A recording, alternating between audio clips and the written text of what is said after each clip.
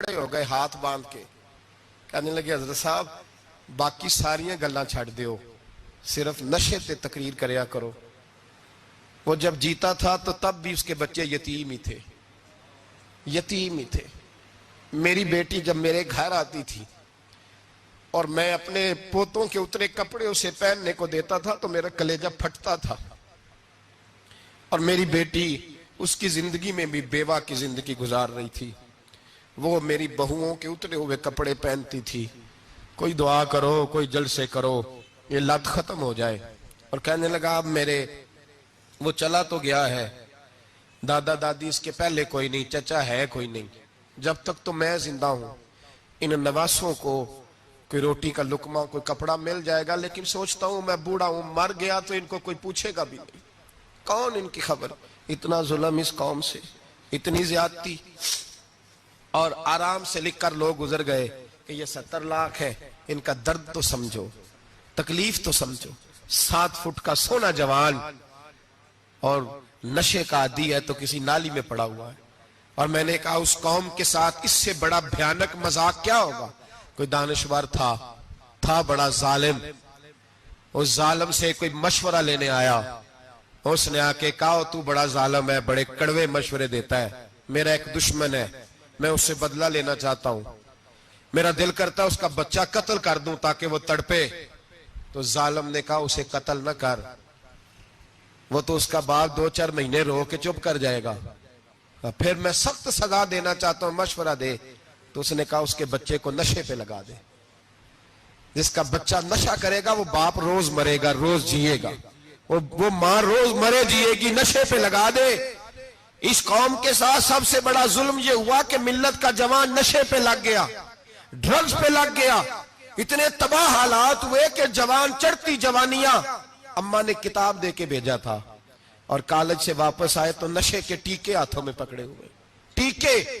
اور آپ کے اس ملک کے اسلام آباد میں ایک دن میڈیا نے وہ خبر بھی وائرل کی اور وہ چیز بھی دکھائی لوگوں کو، 3 مہینے کا بچہ لے کے نشئی سڑک پہ آ گیا، اس نے کہا میرا نشہ ختم ہو گیا، میرا بچہ خرید لو، 2 پڑیاں دے دو۔ تو وہاں بیبیاں جو سن رہی تھیں وہ بھی چیخے مار کے رو رہی تھیں۔ یہ ظلم کیا اس قوم کے ساتھ، اور کرپشن کی لعنت نے اجازت دی سپلائی کرنے والوں کو کہ گلی گلی بیچے، گلی گلی۔ انہوں نے کچھ تھوڑا ظلم نہیں کیا ان حکمرانوں نے، اور ہماری اپوزیشن اس کو نہ صرف اتنا پتا ہے کہ یہ جائیں اور ہم آئیں، اس سے زیادہ کوئی غرض نہیں۔ بھائی کرپشن کے خلاف نکلے ہو تم، نشے کے خلاف کس دن نکلو گے؟ جوئے کے خلاف کس دن؟ قوم تو مر رہی ہے نشے سے، اس کے خلاف میدان میں کب آؤ گے؟ صرف اتنا ہے کہ یہ جائیں اور ہماری باری آئے، اس سے زیادہ کچھ نہیں۔ جتنے مجرم وہ ہیں اتنے ہی تم بنتے جا رہے ہو، اس لیے کہ اصل بات پر نہ وہ آتے ہیں اور نہ اصل بات پر یہ آتے۔ بھائیو، میرے نبی پاک صلی اللہ تعالی علیہ وسلم، اور ایک اور تماشا ہے، یہ میرے پہ اللہ کا یہ احسان رہا، اس لیے نہیں کہ میں پرہیزگار آدمی ہوں، نیک ہوں، اس لیے نہیں، ویسے ہی اللہ بعض اوقات اسباب بناتا ہے، سبب بناتا ہے۔ مجھے نہ شراب کے رنگ کا پتہ ہے، نہ اس کی خوشبو کا پتہ ہے، نہ میں نے کبھی زندگی میں دیکھی ہے، یہ کرم ہے میرے حضرت صاحب کا، میں نے نہیں دیکھی، مجھے نہیں پتا کیسی ہوتی ہے، کچھ باتیں میں نے سنی ہیں۔ ایک محفل میں بیٹھا تھا مجلس میں، تو ایک شخص نے کہا کھانسی نہیں جاتی بچے کی، دوسرا اس کو مشورہ دے رہا ہے، دوائی دیسی بھی فلاں بھی بڑی کھائی، مشورہ دیا اس کو کہ تو اس طرح کر، اس کو نہ اور ہماری باری آئے، اس سے زیادہ کچھ نہیں۔ جتنے مجرم وہ ہیں اتنے ہی تم بنتے جا رہے ہو، اس لیے کہ اصل بات پر نہ وہ آتے ہیں اور نہ اصل بات پر یہ آتے۔ بھائیو، میرے نبی پاک صلی اللہ تعالی علیہ وسلم، اور ایک اور تماشا ہے، یہ میرے پہ اللہ کا یہ احسان رہا، اس لیے نہیں کہ میں پرہیزگار آدمی ہوں، نیک ہوں، اس لیے نہیں، ویسے ہی اللہ بعض اوقات اسباب بناتا ہے، سبب بناتا ہے۔ مجھے نہ شراب کے رنگ کا پتہ ہے، نہ اس کی خوشبو کا پتہ ہے، نہ میں نے کبھی زندگی میں دیکھی ہے، یہ کرم ہے میرے حضرت صاحب کا، میں نے نہیں دیکھی، مجھے نہیں پتا کیسی ہوتی ہے، کچھ باتیں میں نے سنی ہیں۔ ایک محفل میں بیٹھا تھا مجلس میں، تو ایک شخص نے کہا کھانسی نہیں جاتی بچے کی، دوسرا اس کو مشورہ دے رہا ہے، کھانسی نہیں جاتی، بڑی دوائی دیسی بھی فلاں بھی بڑی کھائی، مشورہ دیا اس کو کہ تو اس طرح کر، اس کو نا شراب کے 2-4 چمچے پلاؤ. کہتے ہیں جی اس کو نا یہ پلاؤ تو صحیح ہو جائے گی. تو میں نے پلٹ کے اس کی طرف دیکھا, میں نے کہا کوئی عقل کر, کیا مشورہ کرنا مولانا, میرا تجربہ ہے. میں نے کہا تیرا تجربہ افضل ہے یا رسول اللہ کا فرمان زیادہ افضل ہے؟ تیرا تجربہ افضل ہے. حضرت ام سلمہ رضی اللہ تعالیٰ عنہ کہتی ہے میں نے عرض کی یا رسول اللہ صلی اللہ علیہ وسلم میری بچی بڑی بیمار ہے, تو مجھے کسی نے کہا ہے یہ تھوڑی سی نشے والی چیز ہے, یہ بنا کے تیار کر کے دو صحیح ہو جائے گی. بیمار ہے بچی تو یہ نشے والی چیز ہے, اس کو تیار کر کے دو, تھوڑا نشہ ہے. اگرچہ بعض, میں نے شروع میں کہا, بعض لوگ مریض کو, سخت مریض کو ایسی ادویات جو مجبوری بن جائے اس کی گنجائش اور اجازت دیتے ہیں. محتاط علماء تو اس میں بھی بہت ساری چیزیں پہلے بیان کرتے ہیں, لیکن اس نے کہا جی میرا نشہ دینا ہے شفا کے لیے. تو حضرت ام سلمہ کہتی ہے میرے نبی پاک نے میری طرف دیکھا, میری طرف. تو میں نے کہا یا رسول اللہ آپ کیا فرمانا چاہ رہے ہیں؟ تو نبی پاک نے فرمایا ام سلمہ کبھی ناپاک چیز میں بھی شفا ہوئی ہے, کبھی ناپاک چیز میں بھی, کبھی شراب اور خمر میں بھی شفا ہو سکتی ہے. شفا رب کریم نے رکھی ہے پر شہد کے اندر رکھی ہوئی ہے, شفا اللہ نے رکھی ہے قرآن مجید میں رکھی ہوئی ہے. تو اس میں بھی کبھی یہ حضور نے بیان کیا ہے کہ اس کے اندر شفا ہو سکتی, تو امت کتنی دلیری کرتی ہے جو یہ مشورے دیتی ہے کہ اس کے اندر نشہ ہے, شراب ہے, تو کھانسی چلی جائے گی تو فلانی بیماری چلی جائے گی. نہ آؤ ان چیزوں پہ, نہ اپنے ایمان کو خرابی دو, اور نہ ایسی باتیں کرو جس سے کہ ڈائریکٹ رسول اللہ صلی اللہ علیہ وسلم کے واضح ارشادات کی مخالفت ہو. میرے نبی پاک صلی اللہ علیہ وسلم نے فرمایا. اور پھر کچھ لوگ کہتے ہیں تھوڑی پی ہے جی. اب تو میں تجزیے میں پڑھ رہا تھا کہ ایسی شراب ایجاد ہو گئی ہے, لوگ شراب پیتے ہیں اور وہ مست بھی رہتے ہیں, کار بھی چلاتے رہتے ہیں. کہتے ہیں جی نہیں ہمارا ذہن معاف نہیں ہوا تو یہ والی صحیح ہے, نشہ نہیں لاتی. میرے نبی پاک صلی اللہ علیہ وسلم نے فرمایا جس چیز کی تھوڑی مقدار, زیادہ مقدار حرام ہے اس چیز کی تھوڑی مقدار بھی حرام ہے. جس کی زیادہ مقدار حرام ہے اس کی تھوڑی بھی. تو خمر اور شراب اگر فل پینا جائز نہیں تو تھوڑی پینا بھی جائز, یہ حرام ہے اور حرام تھی اور قیامت تک حرام ہی رہے گی. میرے نبی پاک صلی اللہ علیہ وسلم نے منع کیا اور حضور نے اظہار ناپسندیدگی فرمایا. فرمایا 40 دن تو عبادت ہی قبول نہیں ہوتی شراب پینے والے جب تک سچی توبہ نہ کرے. ایک دن صحابہ بیٹھے تھے سارے, حضرت ابوبکر صدیق بھی تھے, فاروق اعظم بھی تھے, عثمان غنی بھی تھے, ڈھیر ساری تعداد تھی صحابہ کی, سارے تشریف فرما تھے. حضرت عبداللہ ابن عمر رضی اللہ تعالیٰ عنہ حدیث کے راوی ہیں اور مستدرک للحاکم کے اندر, ابن حبان کے اندر یہ روایت موجود ہے. فرماتے صحابہ نہ بات کر رہے تھے, اور بات یہ کر رہے تھے کہ یار لوگوں کو گناہوں سے کیسے روکا جائے,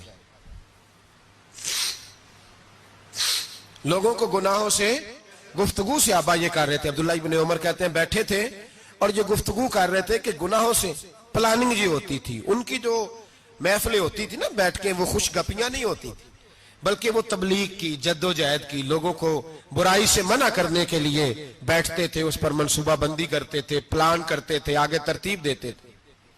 گفتگو ہو رہی تھی تو اب آپس میں بات ہونے لگی کہ کون سا گناہ زیادہ برا ہے جس پر سب سے پہلے کام کیا جائے.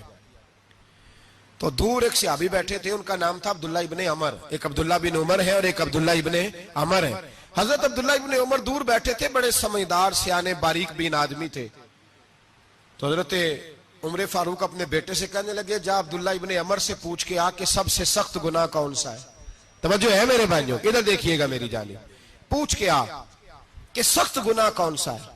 مت میں جب عبداللہ ابن عمر گئے تو جا کے کہنے لگے کہ صحابہ پوچھتے ہیں کہ آپ نے زیادہ وقت گزارا ہے نبی رحمت صلی اللہ علیہ وسلم کے پاس, تو بتلائیے برا گناہ کون سا ہے, سب سے سخت گناہ, تاکہ سب سے پہلے اس پر پابندی لگائی جائے, اس پر محنت کی جائے. تو حضرت عبداللہ ابن عمر کہنے لگے صحابہ کو جا کے بتا دو کہ سب سے برا گناہ شراب پینا ہے, سب سے برا گناہ, اور یہ ام الخبائث ہے, برائیوں کی جڑ ہے, گناہوں کی ماں ہے, یہ بنیاد ہے, باقی گناہ اسی سے شروع ہوتے ہیں. کہتے ہیں میں نے آ کے بتایا تو حضرت ابوبکر صدیق رضی اللہ تعالیٰ عنہ سیدنا فاروق اعظم کہنے لگے خود جاتے ہیں, ان کے پاس خود جاتے ہیں, چونکہ ہم نے بات سننی ہے ہم خود جاتے ہیں اور ان سے جا کر کے سوال کرتے ہیں کہ اگر آپ کو اس تفصیل کا پتہ ہے نا تو اس کے پیچھے بھی کوئی تفصیل ہوگی جو میرے نبی پاک نے بیان کی ہوگی صلی اللہ تعالی علیہ وسلم. اس تفصیل کا بھی آپ کو پتہ ہوگا جو نبی پاک نے بیان کی ہوگی. اس بات کے پیچھے جو بیک گراؤنڈ ہے, جو پس منظر ہے.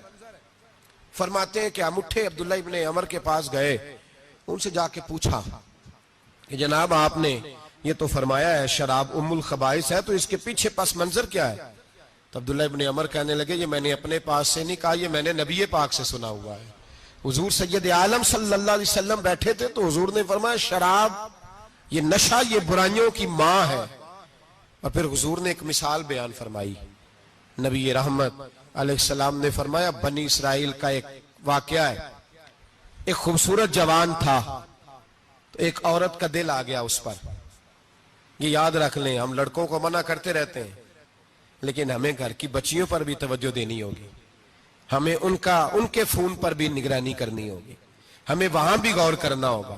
اس لیے کہ اگر کوئی بچی گنجائش نہ دے تو میرا خیال ہے کہ لڑکا جرت کرنے کی طاقت نہیں رکھتا. تو وہاں بھی ان کی اماں سے کہے کہ پابندی لگائے, بچی کسی کا موبائل لے کر کے کہیں اس کو استعمال تو نہیں کر رہی, اس پودے پر بھی توجہ دے, درخت بننے سے پہلے اس کی بھی نگرانی کریں, یہ بھی بڑا ضروری کام ہے. عورت کا دل آ گیا تو نبی پاک علیہ الصلوۃ والسلام فرماتے اس نے کوئی بہانہ لگایا, کسی کو کہا کہ اس نوجوان کو بلا کے لاؤ, اس کو کہو کہ ہم نے کوئی گواہی لینی ہے تجھ سے. وہ نوجوان آیا, ایک کمرے میں داخل ہوا تو اگلے کمرے میں لے گئے, وہاں داخل ہوا تو اس سے اگلے کمرے میں لے گئی, وہ داخل ہوا تو اسی طرح 7 مکفل کمروں میں لے گئی.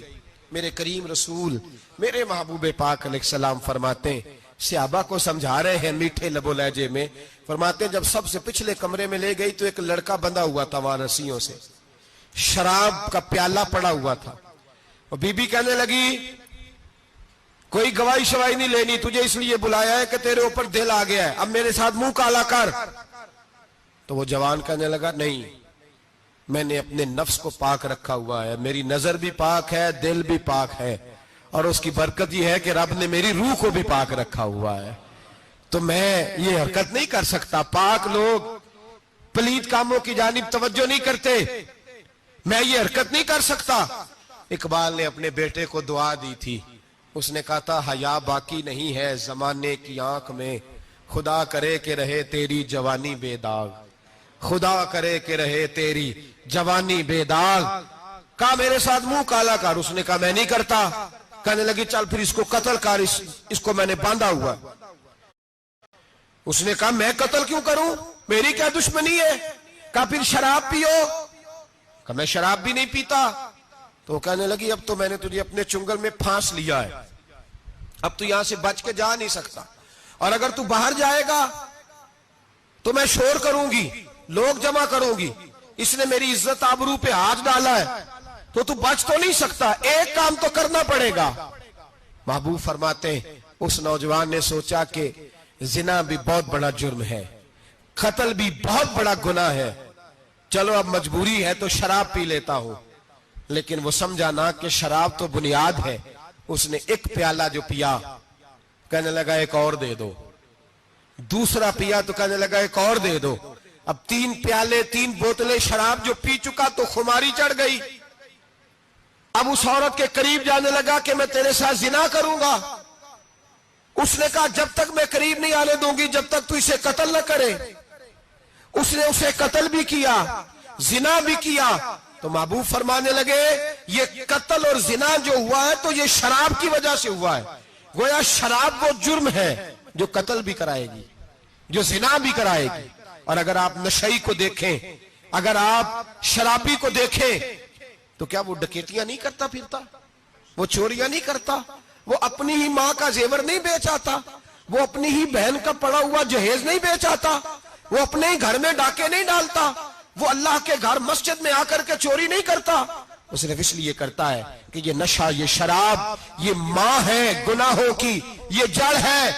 ملت کے لوگوں یاد رکھو, اس امت, اس پاکستان کے ساتھ جہاں بہت سارے ظلم ہوئے, وہاں بڑا ظلم یہ ہے کہ بہت بڑا طبقہ جوانوں کا نشے کا عادی ہے. وہ نشہ انہیں عشق مجازی اور عورتوں کے عشق کی جانب لا رہا ہے, وہ نشہ چوریاں کرا رہا ہے. قتل کرا رہا ہے، ڈکیتیاں کرا رہا ہے. بہت بڑے ظالموں نے بہت بڑے ہاؤس بنائے ہوئے ہیں جن کے اندر شراب فراہم کی جاتی ہے، نشہ دیا جاتا ہے. میں نے تو ایسے ایسے لفظ سنے کہ الیکشن کے دنوں میں ووٹ لینے کی خاطر سیاستدان انہیں نشہ فراہم کرتے ہیں، انہیں باندھ کے رکھتے ہیں، روز تمہیں پڑیا ملے گی، ووٹ ہمیں ڈالنا. اتنا ظلم، اتنی زیادتی، اتنا جبر، ایک انسان کے ساتھ کھیلنا. لوٹ آؤ، پکڑو ان کا دامن، اپنے گھروں کو بچاؤ، اپنے دوستوں کو بچاؤ. جاگو جاگو امت کے لوگوں، جاگو. میرے نبی پاک صلی اللہ علیہ وسلم کے کلمہ گو لوگوں کو بچاؤ. ان پر اگر سختی کرنی پڑتی ہے تو کرو، پیار کرنا پڑتا ہے تو کرو، محنت کرو، جدوجہد کرو.